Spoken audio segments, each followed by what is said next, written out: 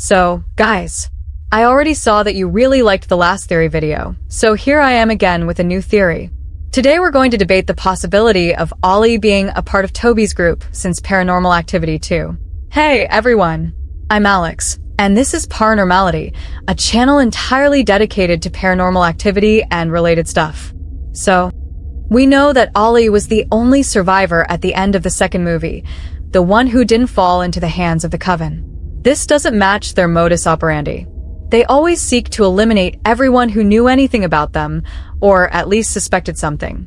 That's how it was with Micah, with Alex's family, Layla's, with Katie and Christy's parents. But that's not what happened here. We had a survivor who not only suspected that something was wrong, but also started investigating the Coven's mythology. Added to that is the fact that when Ollie appears in the Marked Ones, she tells Hector and Marisol that they could make Jesse return to normal, but we've already seen that this is, in theory, not possible. At least in theory. So much so that she says, "You can perform a ritual and he will return to normal, but he won't be Jesse." Like, that sentence doesn't even make sense. To wrap up the theory, we have that Ollie was interacting with a shadow while sleeping. We saw this interaction in Paranormal Activity 3, 4, and the Ghost Dimension. And it's always used by Toby to mark those who will be used by him for some reason. So, Alex, did Ollie get brainwashed, and is she working for the Coven all this time? Well, maybe not. And here we come to some inconsistencies. First, Toby's brainwashing isn't perfect. We saw that in PA3 they had to place Dennis and Lois as Katie and Christy's parents for the brainwashing to work.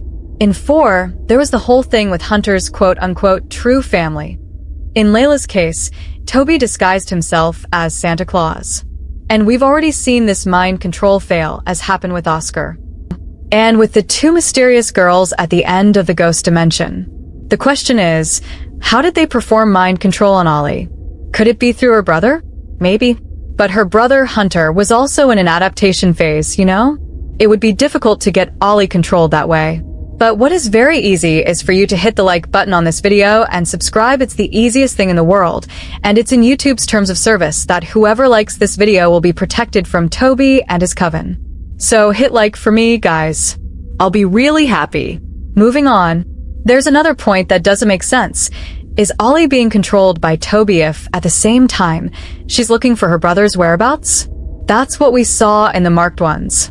Another thing, the information Ollie gave is correct if we consider the movie's deleted ending, which I already made a video about on the channel, where Jesse undergoes a ritual and is freed from Toby. So guys, what do you think? Do you prefer to believe that Ollie is part of the Coven or not? Comment below, and that's all for today, guys. See ya! Something. Good night.